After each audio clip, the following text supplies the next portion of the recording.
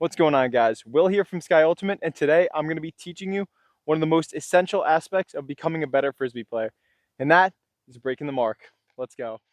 Breaking the mark is one of the most important skills to learn as you start becoming a better thrower and move into the more advanced levels of the sport, because it allows you to access so many different parts of the field. Instead of having to wait for someone to get open on the open side so you can hit a nice easy pass, you open up the inside lane to move the disc downfield to the break side, and when you get in stall trouble, you open up the option for a nice easy around throw to reset the stall count and keep the disc moving for your offense. When a lot of newer players think about learning to break the mark, they think about two main things. First is practicing against a live mark, because it makes sense that practicing against the live mark would be the only way to learn how to break a live mark. And while practicing against a live mark is super helpful, you definitely don't need one present to work on your break throws, and it is super valuable to work on the skills that make you a better break thrower on your own. And I'll get to those in a minute. The other thing a lot of people think of is throwing a lot of fakes. And while fakes can be very helpful, a lot of times you need to break the mark quickly, and you don't have time to throw 8 million shoulder or disc fakes before you actually make your throw. And so the main two skills that make up a really good break thrower are the amount of different release points you have, so high, low, and of course, I'm not even sure if I'm on your screen anymore, but super wide in either direction. And on top of that, the speed at which you can get to those different release points. If it takes me 5 seconds to step all the way out here and throw the disc, it's not going to be very helpful because the mark can just slide over and block it. But if I can get all the way out there really fast, it's going to make it very difficult for the mark to catch up and block my throw.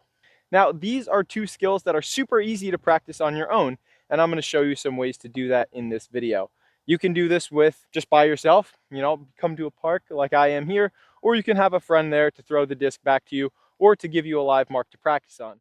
All right, so let's now get into some ways that we can practice and add to the number of release points we have. The most important way that you are going to practice and improve your arsenal of break throws is by learning to step out super wide.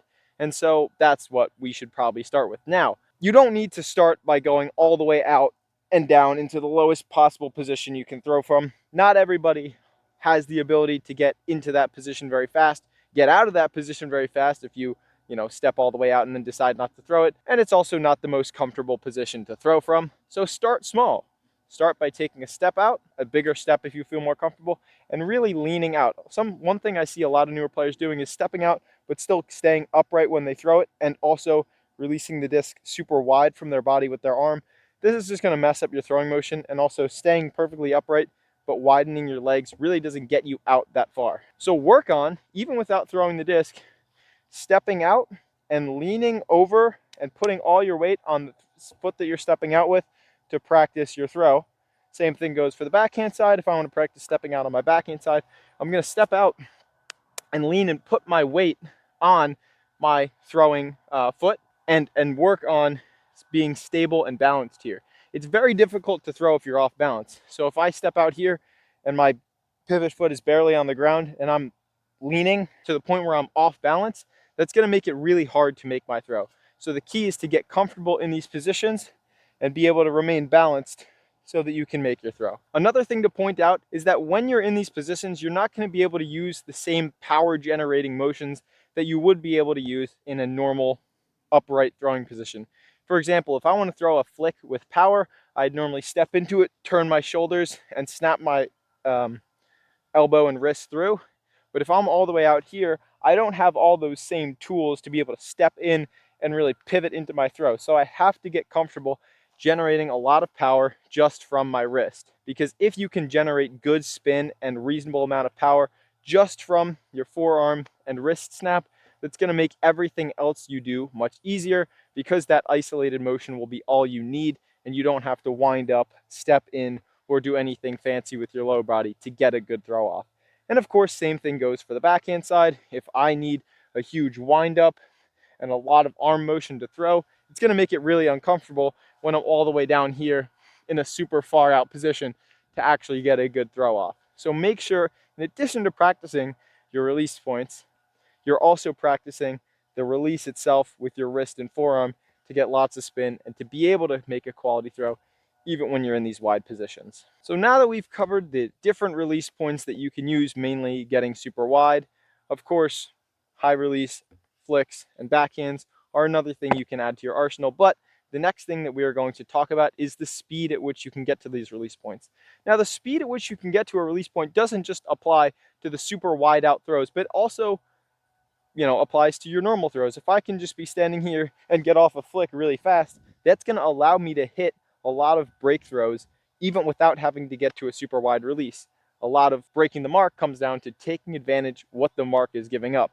So if my mark is not really even challenging this inside flick, if they're far out on my left hip and they're trying to take away my backhand, and I can just step in and throw this really quickly, then that's going to take away the mark's ability to get into that space before the disc gets out of my hand.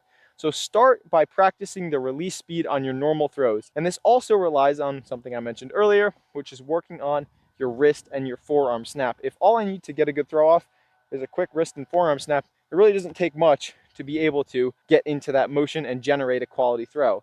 So as you develop that forearm and wrist power and technique to get a good throw off, just practice getting into your normal throwing motion as fast as possible. So start at a good neutral position and just practice getting these throws off as fast as you can while maintaining obviously good throws.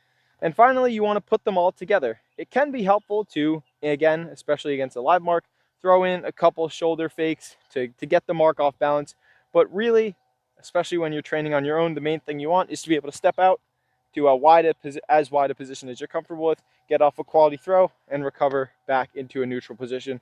The recovery, of course, is important because if you step out and decide not to throw it, having to crawl back up to your feet is not going to leave you in a good position when it comes to the stall count. So practice all of those things, get lots of repetitions in, bring a couple of discs out with you to a field, throw into a net, throw up against a fence, throw it to a friend, but get those repetitions in and you will make it so much easier to actually break a mark and to give you the skills that you need to get the disc to different parts of the field when you have someone standing in front of you counting to 10.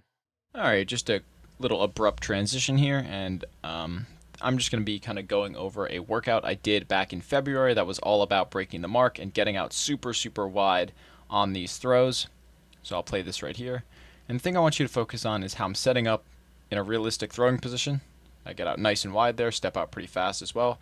But especially like the way I'm approaching this workout is in my mind, I'm trying to picture myself in a real game scenario. I'm imagining the marking me that I'm trying to break, and especially I'm imagining the cutter that I'm throwing to. It is helpful to think of certain scenarios and breakthrows that you want to hit in a real game and practice those, envision those things happening, those patterns and cuts occurring as you're practicing your breakthrows, because this will allow these throws that you're working on to translate much better in game, because then your mind will be used to kind of seeing these patterns playing out in your head, and when they play out in real life, it'll come much more natural and you'll be much more inclined to hit and use those breakthrows that you've been practicing. Alright, that is going to do it for the video. I hope you guys enjoyed. I hope you guys learned something. Breaking the mark is a super, super useful skill in so many different scenarios. It'll make your life so much easier when you have the disc. So I hope you take the time to take these tips and, grab a couple discs and go out to a field and work on them. I promise it will absolutely pay off. If you've got any other cool ideas for things you want to learn about Frisbee, make sure to drop them down in the comments. I don't have a ton of time to make videos anymore, but I've got some ideas swirling around, and I'd love to know what you guys want to see. So drop a comment, and I'll see if I can get around to it. But either way, that's going to do it for today's video. I'll see you guys in the next one. Peace.